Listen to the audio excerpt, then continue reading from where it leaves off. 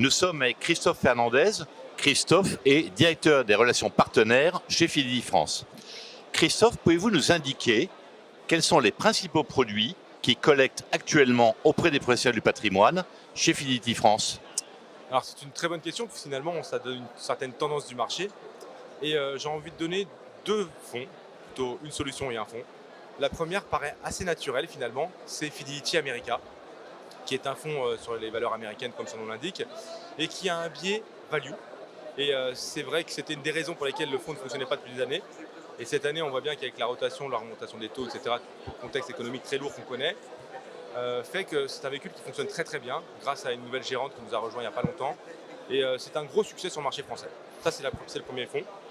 Et le deuxième fonds, c'est pas un fonds, c'est une solution. Ça s'appelle les fonds Target. C'est toute notre gamme de retraite dédiée donc au PER et qui valide à la fois deux aspects.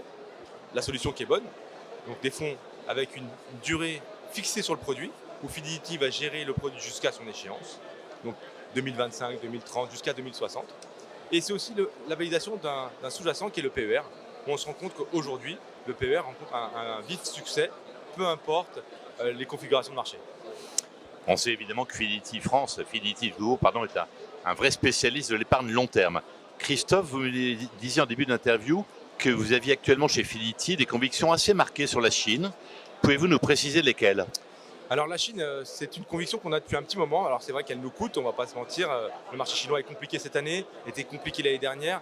Pour autant, quand on reste factuel et qu'on se donne du temps, c'est ce qu'on a évoqué juste avant sur la retraite, c'est pareil sur les investissements au PCVM classique.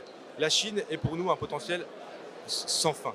À savoir qu'il y a de la croissance, à savoir que les valorisations en Chine sont les plus faibles aujourd'hui au niveau mondial et que la Chine continue à croître dans des conditions de marché qui sont peu évidentes pour l'Europe ou les États-Unis ou pour le reste du monde, je dirais. Donc évidemment, les marchés parfois sont décalés par rapport à la réalité économique, même si je ne vais pas éluder les problématiques d'immobilier, de zéro Covid. Tout le monde est au courant de ça, les marchés aussi. Mais toutes les mauvaises nouvelles sont dans le marché aujourd'hui. Il suffit qu'une bonne nouvelle arrive et le marché chinois a un potentiel de rebond significatif qui, selon moi, porte un intérêt majeur pour que les CGP mettent de la Chine dans leur portefeuille. J'irai plus loin, pas plus de 5% de Chine dans les portefeuilles.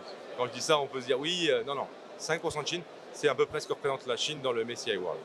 Christophe, c'est très clair, merci beaucoup. En conclusion, Fidelity est un des partenaires historiques des professionnels du patrimoine depuis longtemps, depuis de longues années. Plus de 20 ans. Quels sont désormais vos principaux projets, principales ambitions en la matière? Alors, l'ambition est évidemment d'être toujours très présent auprès de nos partenaires. Ça, c'est vraiment central. Donc, les équipes commerciales, toujours sur le terrain.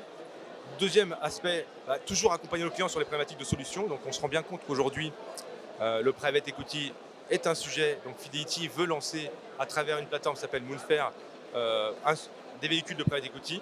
Donc, de qualité, et évidemment, associer le nom de Moonfair et Fidelity, ça a un sens pour Fidelity vraiment très fort. Et donc, on va pousser ça aussi sur le territoire français. Et toujours l'ambition d'accompagner le sujet de la retraite, qui est vraiment au cœur de la réflexion de Fidelity. Donc, les piliers, c'est l'accompagnement, le private equity et la retraite. Christophe, très bon salon et à très bientôt. Merci Yves.